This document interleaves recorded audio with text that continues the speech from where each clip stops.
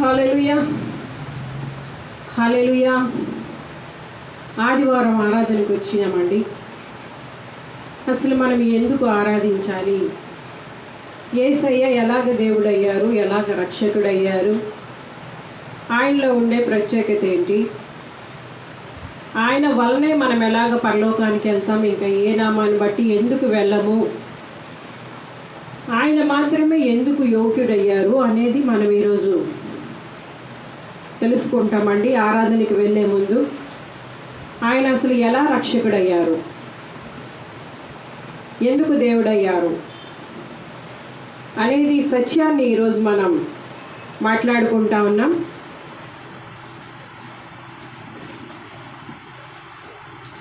Adam దేవుడా ఆది సంభూతుడా, Adam దేవుడా ఆది సంభూతుడా,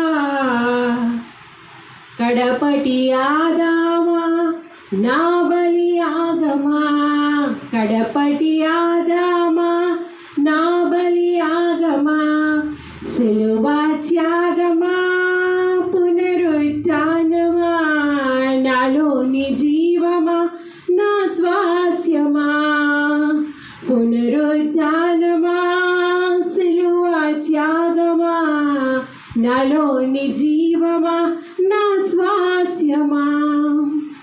అబ్రహాము దేవుడా ఇసాకు దేవుడా, యాకోబు దేవుడా నా దేవుడా, అబ్రహాము దేవుడా ఇసాకు దేవుడా, యాకోబు దేవుడా నా దేవుడా, నీకు ఇలలో నా సాధ్యము లేనే లేదే, నీకు ఇలలో నా సాధ్యము లేనే లేదే, నీ బాహుబలం ఏ నాటికి తక్కువ కాదే.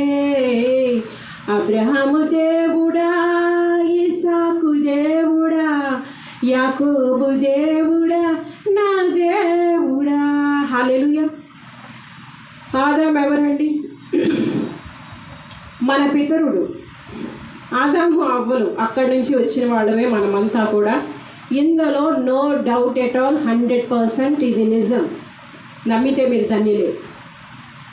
మన పితరుడైన ఆదాము ఆయన జీవించే ప్రాణి అయ్యారు. ఎలాగయ్యారంటే, దేవుడు మొదటిగా మనిషిని చేసినప్పుడు మీకు సృష్టి యావత్తు గురించి వివరించాను కదా ఆదికాండంలో. మట్టిని నుండి మనిషిని చేశారు. ఆ మనిషికి ఆయన జీవవాయువు ఊదినప్పుడు ఆయన జీవము గల ప్రాణి అయ్యారు. ఎవరు? మొదటి ఆదాము, మన పితరుడు.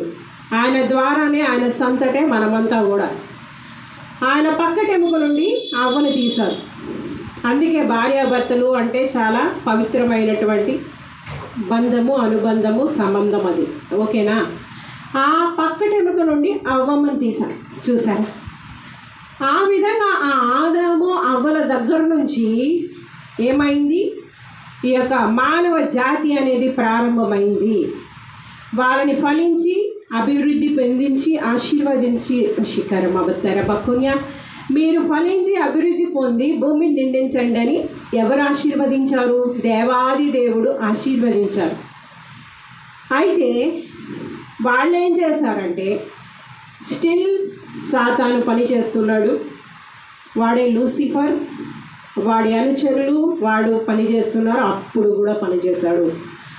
మానవ సంతతిని ఆయన స్వరూపంలో, ఆయన పోలికలో చేసి ఆయన అంశలు పెట్టినటువంటి మానవుల్ని పాడు చేయాలి అనే ఏకైక ఉద్దేశం ఈ లూసిఫర్కి ఇప్పుడే కాదు, ఎప్పుడూ ఉంది. అక్కడికి వెళ్ళాడు వాళ్ళ దగ్గరే. అవ్వ లేడీస్ కొంచెం బలహీనం కదా, ఆవిడ దగ్గరికి వెళ్ళి, ఈ చెట్ల ఫలములో ఏమైనా దేవుడు మీకు తినొద్దన్నారా అని అడిగాడు. నిజంగానే దేవుడు ఆ మధ్యలో ఉండే జీవవృక్ష ఫలాన్ని యొక్క చెట్టు యొక్క ఫలాన్ని మీరు తినకూడదు, అది మీరు తిన్న దినాన్న చస్తారు అని చెప్పారు.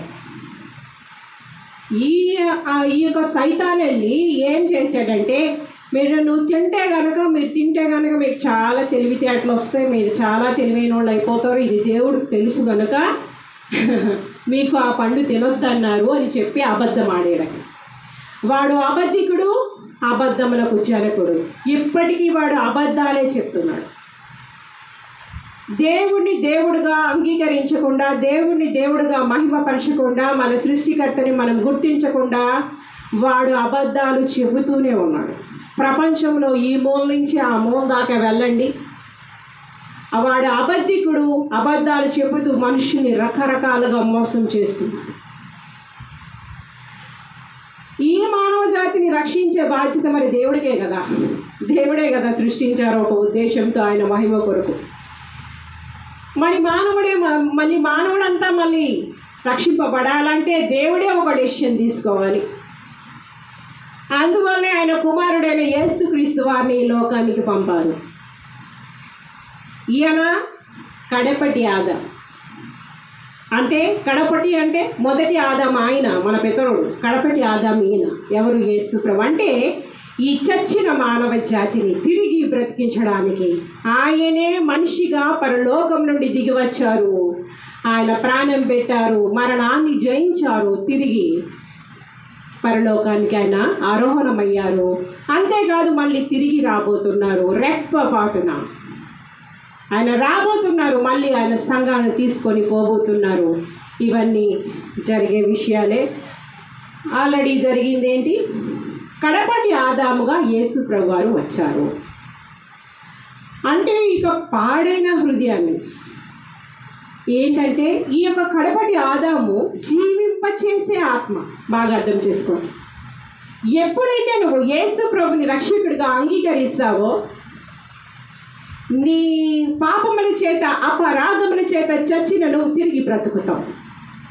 అంటే జీవింపచేసే ఆత్మ అనేది నీ హృదయంలో జీవిస్తూ ఉంటుంది. అప్పుడే నీకు స్వస్థతలు జరుగుతాయి, నీకు ఆరోగ్యం వస్తుంది, నీ హృదయ ఆరోగ్యం వస్తుంది, నీ హృదయాన్ని శుద్ధి చేస్తారు, నూతన బ్రతుకు నీకు వస్తుంది. ఇలాగే కాదు, ఇంతే కాదు, కానీ రెప్పపాటున ఈ క్షయమైన శరీరం అక్షయమైనదిగా లేపబడాలన్నా, ఈ మత్స్యమైన శరీరం అమర్చతని పొందుకోవాలన్నా ఈ జీవింపచేసే ఆత్మ నీలో నివసించాలి. ఎలా వస్తుంది? యేసు ప్రభువారి ద్వారా వస్తుంది. ఆయన నామాన్ని బట్టి వస్తుంది. ఎప్పుడైతే యేసు ప్రభుని రక్షకుడుగా నీ హృదయంలో నువ్వు చేర్చుకుంటావో, నువ్వేమవుతున్నావు? జీవింపచేసే ఆత్మ వచ్చి నీలో జీవిస్తారు. అప్పుడు నువ్వు జీవిస్తావు.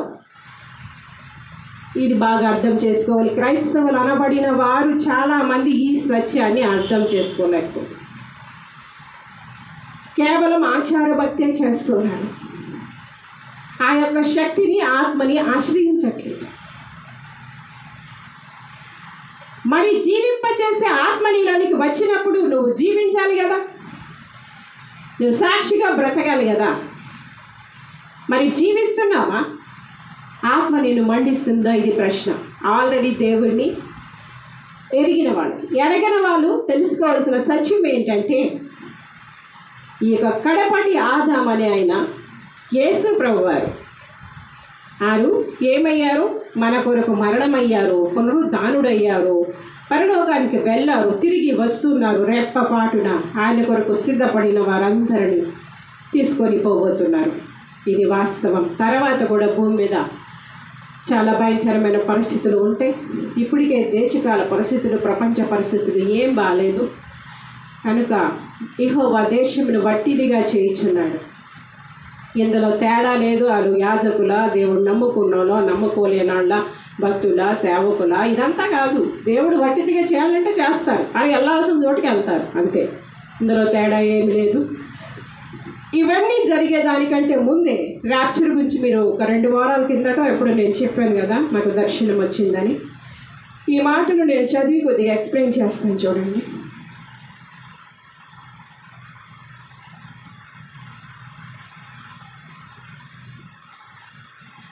కడబుర స్వరమో ధ్వనించగా, ప్రియుని స్వరమో వినిపించగా, వడివడిగా ప్రభు చెంతకు చేరేదా, ప్రియమార నా యేసును గంచెదా. కడబుర స్వరమో ధ్వనించగా, ప్రియుని స్వరమో వినిపించగా, వడివడిగా ప్రభు చెంతకు చేరేదా, ప్రియమార ప్రభు యేసును గాంచెదా, నేడో రేపో నా ప్రియుడేసు మేఘాల మీద ఎత్తించును. నేడో రేపో నా ప్రియుడేసు మేఘాల మీద ఎత్తించును. ఇది వాస్తవం అండి. కడబోర స్వరం, ఇప్పటికే బోర శబ్దాలు వినబడుతున్నాయని చాలామంది చెప్తున్నారు. దేవుని రాకడ ఎలా ఉంటుంది అంటే, యేసు ప్రభు వారు వచ్చేటప్పుడు రెప్పపాటున ఈ యొక్క శరీరాలు అనేవి మార్చబడతాయి.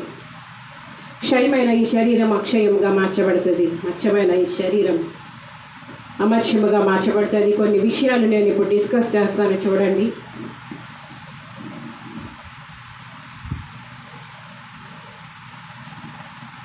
ఇంటి విషయమే ఆదామను మొదటి మనుష్యుడు జీవించు ప్రాణి ఆయనని వ్రాయబడి ఉన్నది. కడపటి ఆదాము జీవింపచేయు ఆత్మ ఆయను. ఆత్మ సంబంధమైనది మొదట కలిగినది కాదు, ప్రకృతి సంబంధమైనదే మొదట కలిగినది, తరువాత ఆత్మ సంబంధమైనది. మొదటి మనుష్యుడు భూ సంబంధి అయి మంటి నుండి పుట్టినవాడు. రెండవ మనుష్యుడు పరలోకం నుండి వచ్చినవాడు. మంటి నుండి పుట్టినవాడు ఎట్టివాడో మంటి నుండి పుట్టిన వారును అట్టివారే. పరలోక సంబంధి ఎట్టివాడో పరలోక సంబంధులను అట్టివారే. మీకు అర్థమైందండి? మంటి నుండి ఎవరు పుట్టారు? మొదటి ఆదాం. పరలోకం నుండి ఎవరు వచ్చారు? రెండవ ఆదాం. ఇప్పుడు మనం అందరము ప్రకృతి సంబంధులమే, శరీర సంబంధులము, మట్టి సంబంధులమే మొదటిగా. కానీ ఎప్పుడు మనం పరలోక సంబంధములుగా మార్చబడుతున్నాము అంటే, ఎప్పుడైతే ఈ జీవింపచేయు ఆత్మ అయిన రెండవ ఆదాం అనేవారు మన హృదయంలో చేర్చబడుతున్నారో, మనకు జీవింపచేసే ఆత్మ వచ్చి మనల్ని జీవింపచేస్తుంది. ఇది సత్యం, ఇది వాస్తవం, ఇది నా అనుభవం. మీరు ఈ లోకంలో పరలోక సంబంధులుగా జీవిస్తారు, ఇంకా ప్రాక్టీస్ ప్రారంభిస్తారు. అంటే రేపు నిత్యత్వంలో పరలోకంలో ఎంత పరిశుద్ధంగా ఉండాలి, ఎంత నీతిగా ఉండాలి, ఈ ప్రారంభం అనేది ఇక్కడ స్టార్ట్ అవుతుంది. ఈ యొక్క ప్రాక్టీస్ అనేది అంతవరకు అవినీతి పరులుగా ఉండే మనం ఇంకా అక్కడి నుంచి నీతిని సాధన చేస్తాం. నీతి సాధనాలుగా మన అవయవాల్ని మార్చుకుంటాం. మీకు అర్థమైందా? పరలోక సంబంధమైన అభ్యాసం మనం చేస్తాం. ఇక్కడ ప్రార్థనా స్థలాలు అనేవి మతము మార్చడానికి కాదు. ఈ యొక్క ప్రకృతి సంబంధమైన మనుషులు, శరీర సంబంధమైన మనుషులు ఆత్మ సంబంధులుగా, పరలోక సంబంధులుగా ఎలా మార్చబడతారో ఆ అభ్యాసం మేము చేపిస్తాం. అందుకే ఈ యొక్క ప్రార్థనా స్థలాలు, ఈ యొక్క సంఘాలు అనేవి ఏర్పాటు చేయబడినాయి. ఇదంతా కూడా ఎత్తబడిన సంఘంలో ఇవన్నీ భాగాలే. నేను గొప్ప, నువ్వు గొప్ప, ఇది ఆడది, అది మగది, ఇదంతా కాదు. కానీ రేపపాటున ప్రభువు వచ్చినప్పుడు ఎవరు సిద్ధపడతారో వారే వెళ్తారు. నీ అభ్యాసం అనేది ఇక్కడే ప్రారంభం అవ్వాలి. నిజమే, దేవుడు జీవాత్మ ఊదితేనే నువ్వు ప్రాణివయ్యావు. కానీ నువ్వు మొదటి ఆదాం నుంచి పుట్టావు కనుక నీవు మట్టి మానవుడివే, ప్రకృతి సంబంధివే. కానీ ఎప్పుడైతే జీవింపచేయు ఆత్మ యేసు ప్రభు పరిశుద్ధాత్ముడు మీతో మాట్లాడుతున్నారు, సరి చేసుకోండి.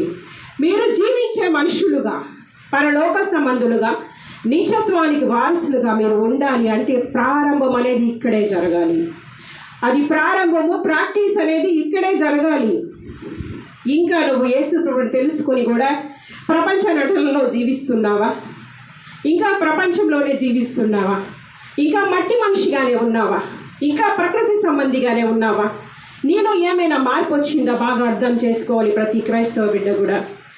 కనుక మనం ఏం చేయాలంటే ప్రాక్టీస్ చేయాలి, అభ్యాసం చేయాలి. ఏం అభ్యాసం చేస్తామంటే పరలోకానికి వెళ్ళేదానికి ఇక్కడ అభ్యాసం చేయాలి. పరలోక సంబంధమైన మనుషులుగానే ఉండాలి. నువ్వు మట్టి నుండి తీసే మనిషిగానే ఉన్నావా? నువ్వు లోకంలోనే ఉన్నావా? ఏమాత్రం కూడా పరలోక సంబంధమైన అవగాహన లేకుండా ఉన్నావా?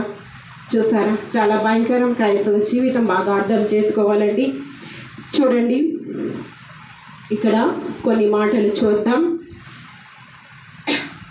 మంటి నుండి పుట్టినవాడు ఎట్టివాడు, మంటి నుండి పుట్టిన వారును అట్టివారే. పరలోక సంబంధి ఎట్టివాడు, పరలోక సంబంధులను అట్టివారే. మరియు మనం మంటి నుండి పుట్టిన వారి పోలికను ధరించిన ప్రకారము పరలోక సంబంధి పరలోకమును ధరింతుము. సహోదరులారా, నేను చెప్పింది ఏమనగా, రక్త మాంసములు దేవుని రాజ్యములు స్వతంత్రించుకొననేరవు, క్షయిత అక్షయితను స్వతంత్రించుకొనను. ఇదిగో మీకు ఒక మర్మం తెలుపుచున్నాను, మనమందరము నిద్రించము గాని నిమిషములు రెప్ప పాటున కడబూర మ్రోగగానే మనందరము మార్పు పొందుదుము. బోరం రోగును, అప్పుడు మృతులు అక్షయులుగా లేపబడుదురు. మనం మార్పు పొందుదుము. క్షయమైన ఈ శరీరము అక్షయతను ధరించుకొనవలసి ఉన్నది, మచ్చమైన ఈ శరీరము అమర్చతను ధరించుకొనవలసి ఉన్నది. ఈ క్షయం అనేది అక్షయతను ధరించుకున్నప్పుడు, ఈ మచ్చమైనది అమర్చతను ధరించుకున్నప్పుడు విజయమందు మరణం మృంగివేయబడిను అని వ్రాయబడిన వాక్యం నెరవేరును. ఓ మరణమా, నీ విజయం ఎక్కడా? ఓ మరణమా, నీ ముళ్ళు ఎక్కడా? మరణపు ముళ్ళు పాపము, పాపములకున్న బలం ధర్మశాస్త్రం. చూసారా అండి, ఇక్కడ ఏమవుతుందంటే నువ్వు మరణాన్ని జయిస్తావు, విషయం అది. రెండవ మరణము అంటే చూడండి, నిత్య నరకాగ్నిలో పడి కాలడం అనేది రెండవ మరణం. మొదటి మరణం అంటే నిద్రించడం. యాక్చువల్గా మరణం అంటే అది చచ్చిపోయినాను, నిద్రించారు అంటాం. వాళ్ళు నిద్రలోకి వెళ్ళారు, విశ్రాంతిలోకి వెళ్ళారు అని అంటాం. చచ్చిపోయారంటే వాళ్ళు లేరని కాదు, ఉన్నారు, నిద్రించారు, వాళ్ళు నిద్రిస్తున్నారు. వాళ్ళు ఒకప్పుడు లేస్తారు వీళ్ళంతా కూడా. ఆ నిరీక్షణ యేసు ప్రభులో ఉందండి, అందుకు ఆయన దేవుడు అయ్యారు. ఏ నిరీక్షణ? చనిపోయిన వాళ్ళంతా కూడా లేస్తారు ఒకరోజు. ఆయన అంత నిద్రించే వాళ్ళు ఆయనతో ఉంటారు. ఎవరైతే ఇలాగా అమర్చతను అనేది, ఈ యొక్క అక్షయతను, క్షయమైన అక్షయతని నువ్వు స్వతంత్రించుకోవాలి భూమి మీదే. ఎప్పుడు స్వతంత్రించుకుంటావు? ఈ యొక్క జీవింపచేసే ఆత్మ అయిన యేసు ప్రభువారు నీ హృదయంలో నివసించాలి. నువ్వు అప్పుడు మరణాన్ని జయించుతావు. ఆయన ఎలాగో మరణములు విరిచేశారు, మరణాన్ని జయించారు, మృత్యుంజయుడుగా ఆయన తండ్రి కుడిపార్శ్వన ఇప్పుడు ఉన్నారు. అదే ఆ యొక్క అనుభవంలోకి నువ్వు వెళ్తావు. అందుకు నువ్వు దేవుడిని నమ్ముకోవాలి. ఇది మతం మార్చేస్తారు, ఎవరికో ఏమొస్తుందండి, ఏం కలిసి వస్తుంది? సత్యం మేము తెలుసుకున్నాం కనుక అది చెప్తాం. ఆత్మలు ఎక్కడికి వెళ్తున్నాయి, ఎవరి పరిస్థితి ఏంటో క్లియర్గా నాకు చెప్పారు కనుక నేను ఈరోజు మీతో ధైర్యంగా మాట్లాడుతున్నాను. మీకు అర్థమవుతుందా? మీరు ఏంటంటే మరణాన్ని జయించాలి, మరణపు ముళ్ళు విరవబడాలి. ఈ యొక్క ప్రాక్టీస్ అనేది నీకు భూమి మీదే జరగాలి. మీకు అర్థమవుతుందా? మరి అభ్యాసం చేస్తున్నావా? మరి ఈ మాటలు నువ్వు పెంచేని పెడుతున్నావా? అయితే నువ్వు మరణపాత్రుడివే, మరణపాత్రురాలువే. బాగా గుర్తించుకో. ఈ యొక్క కడపటి ఆదామైన యేసు ప్రభువారిని ఎప్పుడైతే నువ్వు రక్షకుడిగా నీ హృదయంలో చేర్చుకుంటున్నావా, నిన్ను జీవింపచేసే ఆత్మ వచ్చి నీలో నివసిస్తూ ఉన్నారు.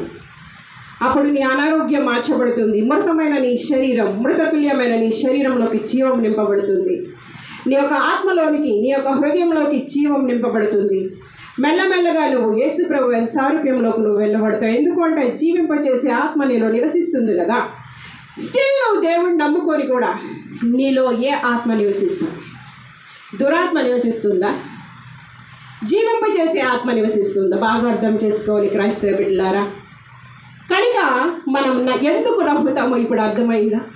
యేసు ప్రభు కోసం ఎందుకు మరణమైన పరలోక ఏంటది, లోతైన, ఎత్తైన, కష్టమైన, నష్టమైన, శోధనైనా, కన్నీరైనా, కడగండ్లైనా ఎందుకు భరిస్తారు అనుకుంటున్నారు క్రైస్తవులు? ఈ నిరీక్షణ ఉంది కనుక. మరణపు ముళ్ళను ఆయన విరిచేశారు. ఆ మరణాన్ని జయించి ఇప్పుడు రెప్పపాటును చూడండి. ఇప్పుడు చనిపోకుండా నేను ఉన్నానండి. ఫర్ ఎగ్జాంపుల్, చనిపోకుండా నేను ఉన్నాను. ఇప్పుడు యేసు ప్రభు అని వచ్చారు, ప్రధాన దూత శబ్దంతో, దేవుని బోరతో వచ్చారు. ఆ జీవింపచేసే ఆత్మలాలో నివసిస్తున్నారు కనుక ఇప్పుడు రెప్పపాటున మీరు చూస్తుండగానే వెళ్ళిపోతాను నేను మేఘాల మీద. అదే మొన్న దర్శనంలో చూపించారని చెప్పాను కదా. అదండి మరణాన్ని జయించడం అంటే. ఒకవేళ నువ్వు బ్రతికుంటే అది జరుగుతుంది. ఒకవేళ నువ్వు నిద్రిస్తే ఆ యొక్క సమాధిలోంచి కూడా నువ్వు లేపబడతావు. ఇదే నిరీక్షణ, క్రైస్తవ నిరీక్షణ అంటే అది. యేసు ప్రభువాన్ని అందుకు నమ్ముతారండి. ఊరికేనా మరి ఇన్ని కష్టాలు, ఇన్ని శ్రమలు, ఇన్ని శోధనలు, ఇన్ని బాధల మధ్య, కన్నీళ్ళు కడగల మధ్య ఎందుకు నమ్మాల్సి వస్తుందంటే అది కారణం. మీకు అర్థమైందండి? అందుకే క్రీస్తు ప్రేమ నుండి ఏది ఎడబాబు నేరదు. ఎందుకంటే ఆయన రక్తం ఇచ్చి కొనుక్కున్నారు, జీవింపచేసే ఆత్మ వచ్చి మాలో నివసిస్తున్నారు. సో మేము యేసు ప్రభువాన్ని మోసం చేయలేము. మీకు అర్థమైందా? మోసపరిచే ఆత్మలు, భ్రమపరిచే ఆత్మలు కొన్ని ఉంటాయిలండి, వాటి గురించి నేను మాట్లాడట్లేదు. యాక్చువల్గా యేసు ప్రభుని ఆశ్రయించారు, నమ్మారు అంటే జీవింపచేసే ఆత్మ వచ్చి వాళ్ళని జీవింపచేస్తుందని అర్థం. ఈ జీవింపచేసే ఆత్మని నేను ఎప్పుడైతే పరిపూర్ణంగా పొందుకోగలిగానో నా యొక్క అనారోగ్యం కావచ్చు, బలహీనత కావచ్చు, హృదయం కావచ్చు అద్భుతంగా మారిపోవడం నేను చూసారా? అద్భుతాలు నాలోంచి వెళ్ళడం నేను చూశాను. ఇది నిజం అండి, ఇది వాస్తవం, 100% నిజం. ఎప్పుడైతే ఈ యొక్క జీవింపచేసే ఆత్మకు నీ హృదయంలో స్థానం ఇస్తున్నావో అద్భుతంగా నీ హృదయం మారిపోవడం నువ్వు చూస్తావు. ఈ యొక్క పరలోక సంబంధమైన అభ్యాసం చేయడానికే ఇలాంటి స్థలాలు మీకోసం ఉన్నాయి. నేను అన్ని స్థలాల గురించి నేను చెప్పలేను, కొన్ని అభ్యాసాలు ఉంటాయిలేండి కొన్ని చోట్ల. డబ్బు ఎలా సంపాదించాలి, ఉద్యోగం ఎలా, అఫ్కోర్స్ అవి మనకు అవసరమే కాదని నేను అన్ను, చాలా చాలా ఇంపార్టెంట్. యేసు ప్రభులో ఇదే ఇంపార్టెంట్ అండి. రేపు నరకానికి పోకూడదు, పరలోక సంబంధులుగా మనం జీవించాలి, మరణాన్ని జయించాలి. మరణపు ముళ్ళు ఆల్రెడీ యేసు ప్రభు వారు విరిచేస్తారు, మనము కూడా విరిచేస్తాం. అది అన్నమాట. మీకు అర్థమైందా? పరలోక సంబంధమైన అనుభవాలు నీకు భూమి మీదే వస్తాయి. ఎందుకు అంటే నీ అభ్యాసం అదే కదా. ఇంకెవరిని నాపుతావు? ఎన్ని దుష్ట దురాత్మ అంధకార సంబంధమైన శక్తులు నీకు ఎదురొడ్డిన అటన్నీ నీ కాలు కింద పెట్టేస్తారు దేవుడు. కొంతవరకే నీకు అశోధన బాధ ఉంటాయి, నీ కాలు కింద ఉంటాయి అవన్నీ. నీకు అర్థమైందా? నువ్వు అన్నీ జయించగలుస్తావు. నీ శరీరాన్ని, లోకాన్ని, పాపాన్ని, దుష్టుడిని, మీకు వశీకర బపత్తర బక్కుని జయశీలుగా అంటావు. యేసు ప్రభు జయశీలుడండి, అన్నీ జయించారు ఆయన. మృత్యుంజయుడు ఆయన, మరణాన్ని జయించారు, మరణపు ముళ్ళు విరిచారు. సో మరణమా నీ విజయం ఎక్కడ? మరణమా నీ ముళ్ళు ఎక్కడ? లేదు. ఇంకా మరణపు ముళ్ళు యేసు ప్రభు వారు కలవరి శిలువలో విరిచేశారు. అందుకే ఆయన కడపటి ఆదాం, నిన్ను జీవింపచేసే ఆత్మ ఆయన, నిన్ను బ్రతికించే ఆత్మ ఆయన. పాపముల చేత, అపరాధముల చేత చచ్చిన మానవ జాతిని బ్రతికించడానికి జీవింపచేసే ఆత్మగా ఆయన వచ్చాడు. అర్థం చేసుకుంటున్నారా? రెప్పపాటున మరి ఈ రోజే యేసు ప్రభు రాకడైతే మరి నువ్వు ఎత్తబడతావా? ఆ జీవింపచేసే ఆత్మకు నీ హృదయంలో స్థానం ఇవ్వవా? నాదా ప్రభు యేసు నాదు రక్షక, సదాకాలము నిన్ను స్తుతించెదను. పరలోక బురధ్వని వినిపించగానే ఆర్భాటముతో రుదించు ప్రభువు సర్వలోకమంతా తెరిచుచును. మేల్కొని ప్రభుకై కనిపెట్టుము. నాదా ప్రభు యేసు నాదు రక్షక, సదాకాలము నిన్ను స్తుతించెదను. మేరీ వచ్చింది ఆరాధనలోకి నడిపిస్తుంది.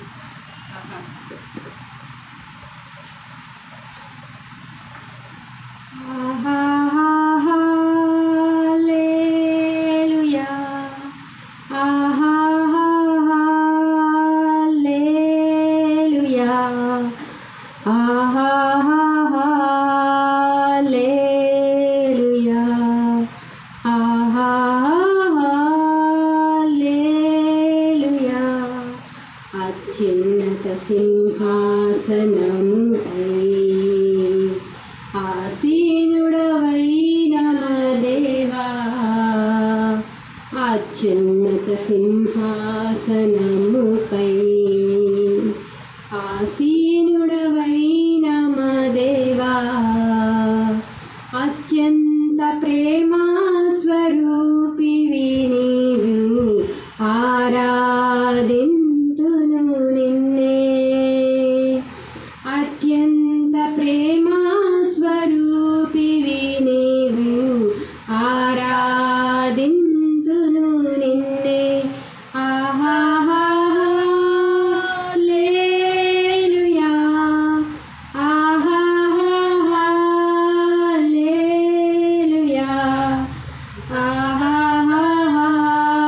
హల్లెలూయా, హల్లెలూయా. ఆశ్చర్యకరుడా స్తోత్రం, ఆలోచనకర్త స్తోత్రం, ఆదరణకరుడా స్తోత్రం, ఆలోచనకర్త స్తోత్రం, బలమైన దేవా నిత్యుడవగు తండ్రి సమాధానాధిపతి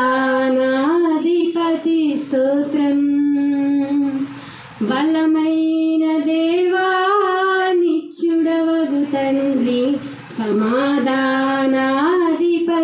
స్తోత్రం. హల్లెలూయా, హల్లెలూయా,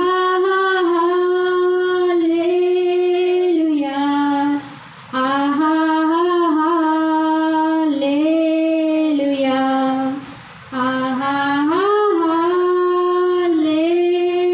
హల్లెలూయా. సత్య సంపూర్ణుడ స్తోత్రం, కృపతో రక్షించితివి స్తోత్రం, కృపా సత్య సంపూర్ణుడ స్తోత్రం, కృపతో రక్షించితివే స్తోత్రం, నీ రక్తమిచ్చి విమోచించినావే నా రక్షణకర్త స్తోత్రం, నీ రక్తమిచ్చి విమోచించినావే నా రక్షణకర్త స్తోత్రం. హల్లెలూయా, హల్లెలూయా,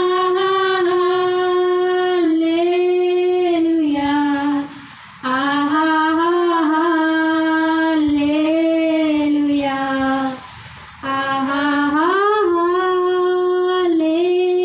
హల్లెలూయా. అనువాడ స్తోత్రం, అల్ఫా ఓమేగా స్తోత్రం, ఆమేన్. అనువాడ స్తోత్రం, అల్ఫా ఓమేగా స్తోత్రం, జ్వాలల వంటి కన్నులు గలవాడా అత్యున్నతుడా నీకే స్తోత్రం, అగ్ని జ్వాలల వంటి కన్నులు గలవాడా అత్యున్నతుడా నీకే స్తోత్రం. హల్లెలూయా,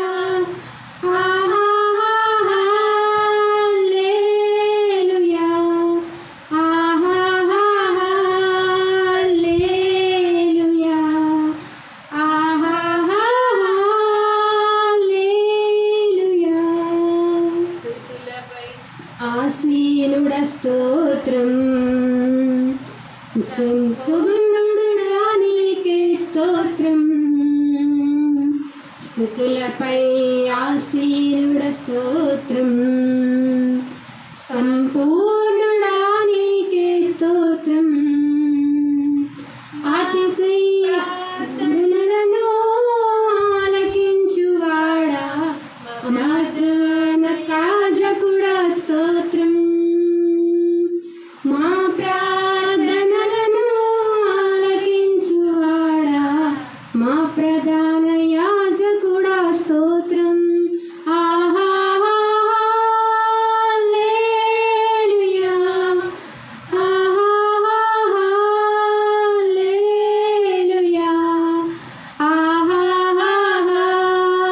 హల్లెలూయా, హల్లెలూయా. జయుడా స్తోత్రం, మహాగణుడా స్తోత్రం, మృత్యుంజయుడా స్తోత్రం, మహాగణుడా స్తోత్రం, మమ్ములను త్రోవా త్వరలో ఎరనయ్యున్న మేఘవాహనుడా స్తోత్రం, మమ్ములను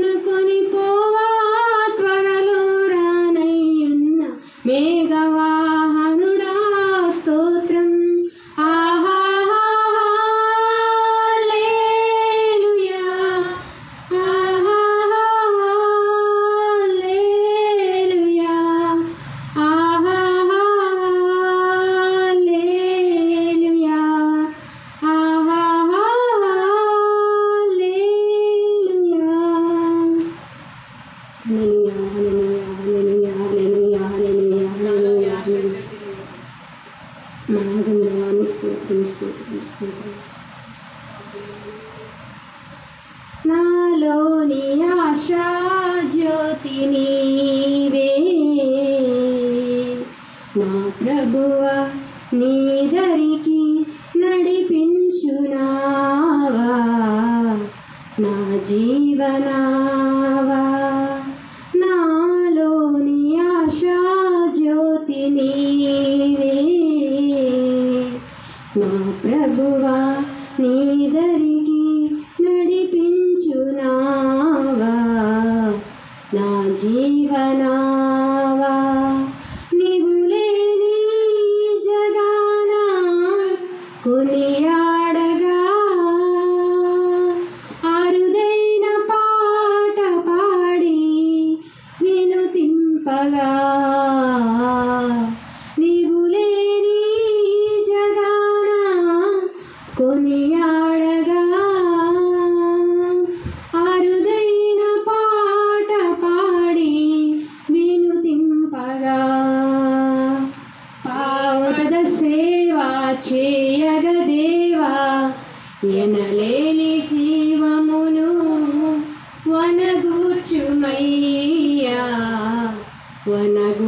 వనగూర్చుమయ్యా నాలోని ఆశా జ్యోతి నీవే నా ప్రభువా నీ దరికి నడిపించునావా నా జీవనావా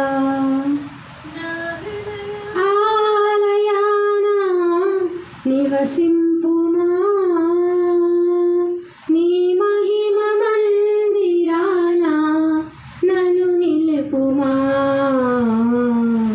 నా హృదయాలయాన నివసింపుమా నీ మహిమ మందిరాన నన్ను నిలుపుమా పావనధామ జీవనధామ నా ఆత్మదీపమును వెలిగించుమయ్యా వెలిగించుమయ్యా నాలోని ఆశా జ్యోతి నీవే నా ప్రభువా నీ దరికి నడిపించునావా నా జీవనావా నాలోని ఆశా జ్యోతి నీవే నా ప్రభువా నీ దరికి నడిపించునావా నా జీవనావా హల్లెలూయా హల్లెలూయా హల్లెలూయా హల్లెలూయా హల్లెలూయా హల్లెలూయా హల్లెలూయా గడిచిన కాలం అంతా నన్ను మమ్మల్ని దయగల రెక్కల కింద కాచి కాపాడు దేవానికి స్తోత్రం నాయన నీకే మహిమ నాయన నీకే ఘనత ప్రభువా అనుదినం అనుక్షణము ప్రభా నానా తండ్రి రేయి ప్రభా పగలు రాత్రి తండ్రి నాన్న రేయి చీకటని తేడా లేకుండా ప్రభా మమ్మల్ని అనుక్షణం ప్రభా కంటి రెప్పలా కాచి కాపాడుతున్న దేవానికి స్తోత్రం తండ్రి నీ స్తోత్రం నాన్న నీకు స్తోత్రం ప్రభా నానా మరొకసారి నన్ను మమ్మల్ని మరొకసారి నీ యొక్క తండ్రి ఈ దినంలో ప్రభా ఈ ఆదివారం దినంలో నాన్న విశ్రాంతి దినంలో ప్రభా మరొకసారి నాన్న సజీవ లెక్కలు కాచి కాపాడి భద్రపరిచారయ్యా ఎవరికి నాన్న ప్రభా తండ్రి ఎంతోమంది ఆశించారు కానీ తండ్రి వారికి ఇవ్వలేని గొప్ప అవకాశం నాన్న మరి